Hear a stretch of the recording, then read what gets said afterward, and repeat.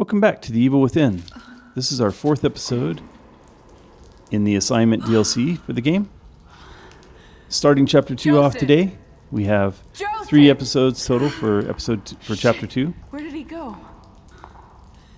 Things start to get dark now in Chapter 2. Chapter 1 was mostly an introduction, kind of giving you some background that Kidman's not just a junior detective, but instead she's an operative for Mobius, the company that owns Beacon. It's a multinational conglomerate of some sort that's trying to do something with the STEM research that Dr. Jimenez and Ruben Victoriano were working on. Of course, we know a lot more than Kidman knows because we played through the original game. His name was Ruben Victoriano, but now he exists as Rubik inside the encephalon of STEM. Ruben was brilliant, designing the entirety of the system by himself. But we conflicted over our intentions. And what happened to him? Ruben has been dealt with. The consequences of trusting the wrong people. Now the interesting thing there is that tells you that maybe Kidman knew more than I thought she knew, because you could hear her responding to the administrator as if that was a recording. So that was a recording of both the administrator and Kidman. So maybe I wasn't giving Kidman, I was giving her kind of the benefit of the doubt. Maybe she already understood that Ruvik might be. Well, I don't think she knew that Ruben was made into Ruvik and that how he's presenting himself in this part of the world. I'm not even sure that Mobius knew some of those details.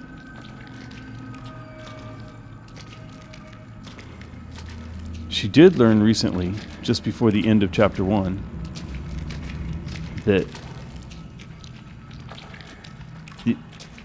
the hospital patients that were being connected to STEM were beginning to come back with kind of horrific accounts, and seeing a hooded figure in here. And Dr. Jimenez, it was his recording that she was listening to, seemed to be thinking that that was probably Ruben. He didn't say it specifically, but that maybe Ruben was manifesting himself in their shared world of consciousness here. Of course, through the main game, we learned that Ruvik is the only person that's connected that can seem to consciously manipulate this world. Everybody else is just contributing on kind of a subconscious level.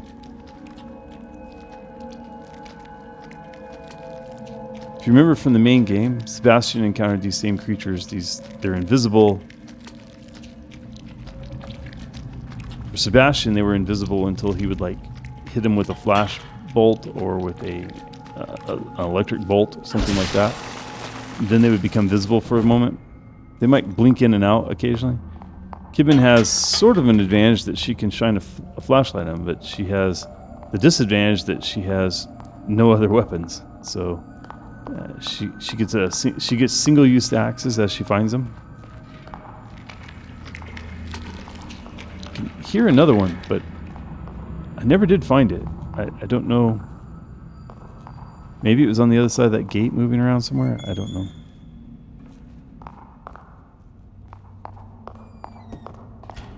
I've always wanted her to be able to pick up that knife. I wanted to show you that knife exists, but you can't pick it up. Thou shalt go weaponless. Something else is even more harrowing. Our subjects are dying. They come out from STEM abruptly passing with looks of horror in their eyes. The ones that do survive are catatonic, babbling, incoherent messes that we can't properly interview. We've done nothing to the process to cause this change. It must be the ever-growing collective consciousness of the STEM system. These patients seem unable to take the strain of exposure. We need more sane subjects, perhaps to cleanse the system. At its current state, the system is unsustainable. Something Mobius will not approve of. This time, only I am to blame for this. Our new prototype and beacon is almost ready. When it is, I will start its conversion to the wireless system. Even if the original STEM experiments go awry, I will show my worth to Mobius with its next generation. So the experiment that he's talking about going awry is the very act of taking Reuben apart and taking his brain and spinal cord and using that as the central processing unit of his stem cell there. The new wireless mechanism would be... It's probably how Joseph and Sebastian and Kidman and Officer Conley, how they all got basically enveloped into a stem when they were first approaching Beacon Hospital. If you remember, in the car, they all heard this noise. Well, it seemed like everybody heard the noise except for maybe Kidman. Kidman didn't seem to react, but Joseph, Conley, and Sebastian all reacted. So presumably, Dr. Jimenez in his vanity somehow decided that making it wireless such that Ruvik could infest the actual world was thought that was a good idea. I don't know why. That starts to talk to maybe what he's obviously working for Mobius. He's wanting to advance inside Mobius.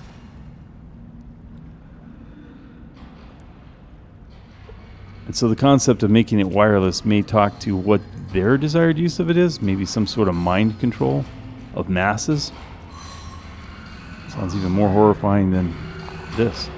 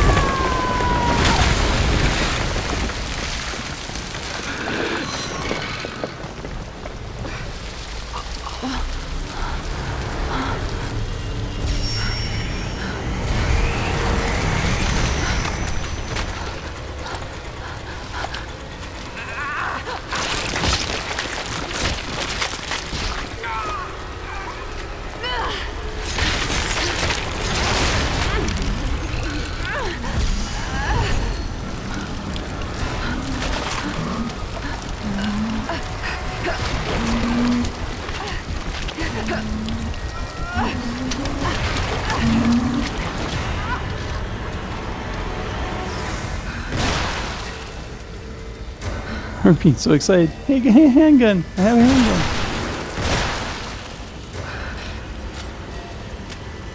They keep giving you the reload, but they don't tell you how much ammo you have. It's basically infinite. You can shoot as much as you want here.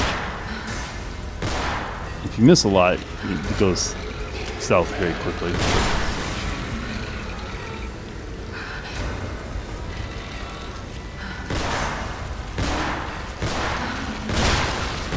That's about as close as you can let them get and survive.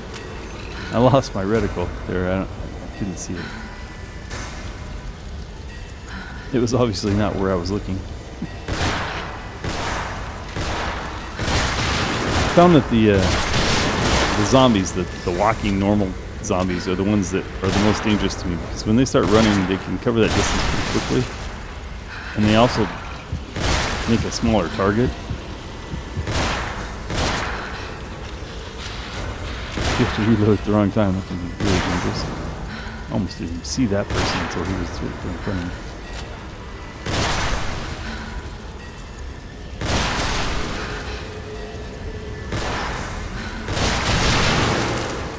You can see that you can actually chain them together and get multiple explosions from one thing. Like that pretty much took care of that guy for me. Obviously, you got to get her. You have to hit her several times. A lot of people online think you have to always shoot her in the headlight. You can shoot her pretty much anywhere.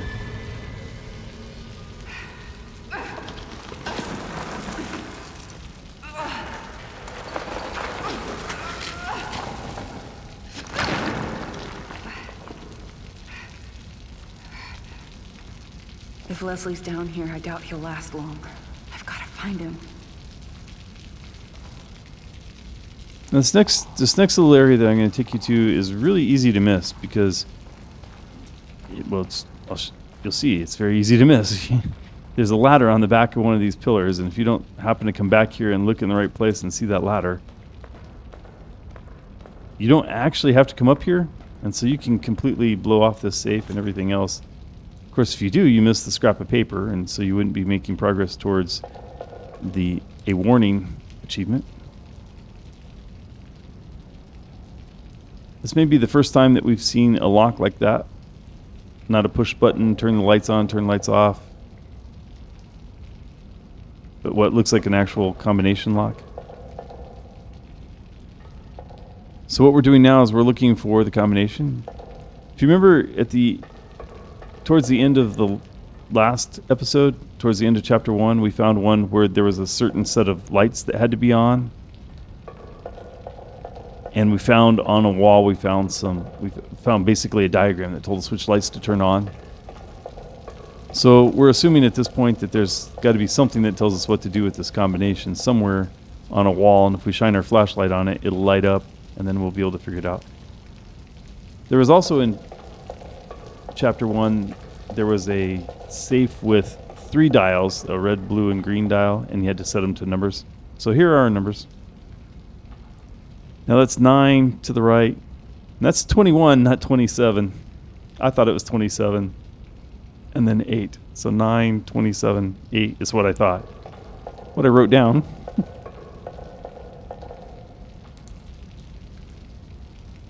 You see the problem probably immediately if you're paying attention.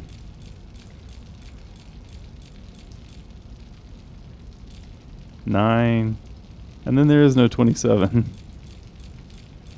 There's 20. 1, 2, 3, 4, 5. Oops. I put it in there anyway, like that, whatever.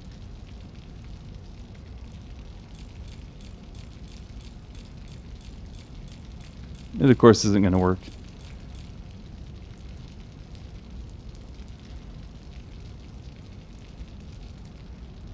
So I'm going to go back and look at it again.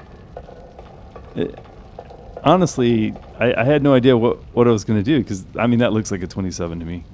I sat there and stared at that for the longest time. And then finally dawned on me, maybe it's a 1. 21. Because that's a number that's actually on the dial.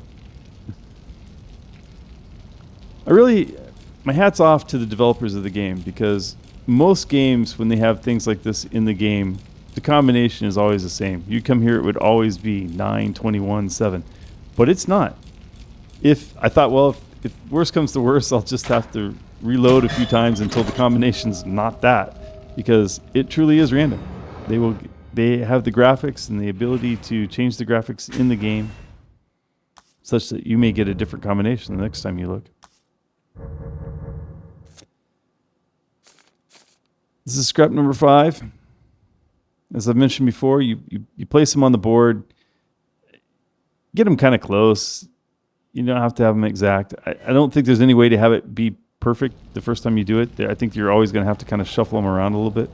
I could be wrong. I mean, maybe somebody has the fine precision mouse or something that can get it in exactly the right place. We're using a gamepad with joysticks. No. So, in my experience, even when it comes up, I told you before, completely expendable. They have no bearing on the mission. If they get in the way, you know what to do. now he keeps repeating that they're completely expendable, and if they get in the way, you know what to do. But he never really defines what in the way is, and he never really defines how they would be hurting. He gets more and more insistent that she kill them. Whereas, as far as I could tell, they weren't necessarily in her way. Now, in the main game, you see them interact a few times and try to stop her from killing Leslie, but that would actually be in favor of Mobius. Mobius doesn't want Leslie killed. They want Leslie returned.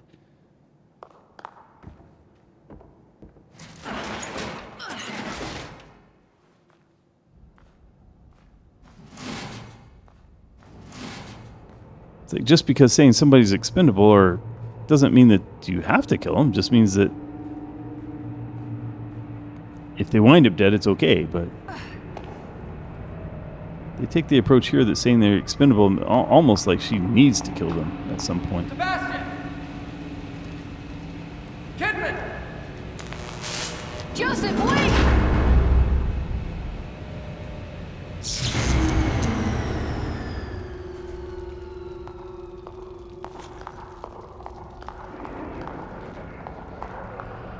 I need full power to get that main gate open.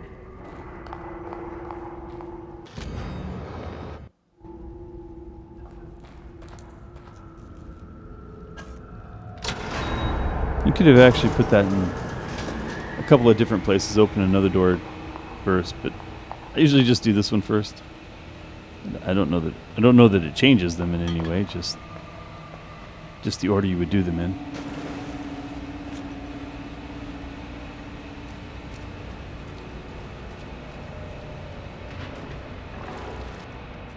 Now, if you'd looked around out there, you would have seen through the gate, you might have seen this symbol on the wall.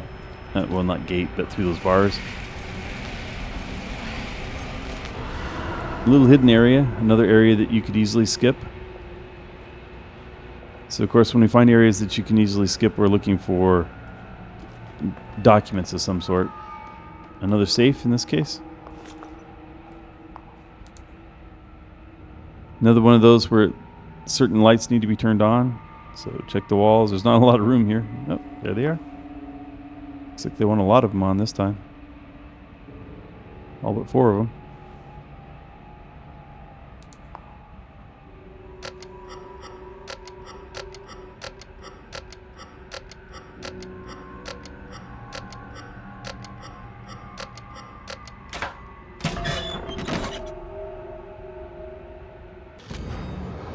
Up to 6 out of 8. Just 2 more to go. You can see we're missing 1 personnel record, 3 of Dr. Jimenez's tapes, and now 2 of these scraps of paper.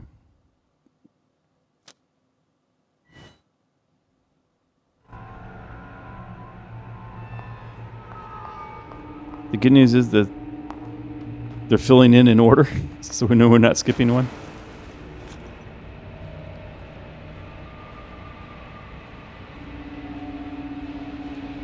If you're just playing through for your first time through the DLC and you're just playing for the experience of playing it, not actively hunting and exploring, it's easy to miss several of those. They will maintain, like you can play it again, and those ones will be...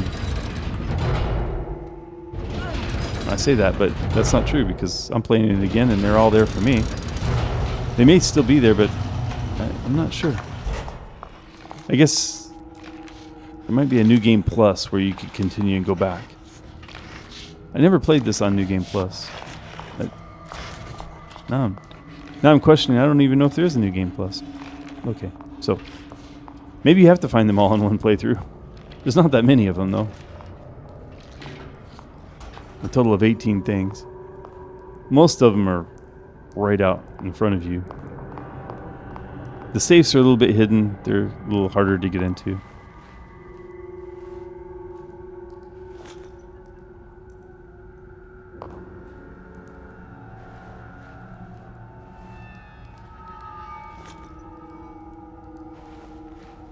I think I mentioned in the last episode there are 2 types of collectibles that I can't show you. There are snails and, I guess, gramophones. The gramophones unlock audio tracks on basically the digital audio recordings for the game. The recordings really are not... I love the ambient music, don't get me wrong. I'm not saying it's not great for in the game. It's just not very listenable. Like, you can't just play it and go, oh, that's fun to listen to. It only works in the context of Kidman's heels clacking on the ground, drips, and other kind of ambient noise that goes on in the game. Now these tortured are obviously something she can't handle. In this house she has no weapons whatsoever. And even an axe, I wouldn't bother trying to sneak up on it if you did have an axe. Hide, let it go by.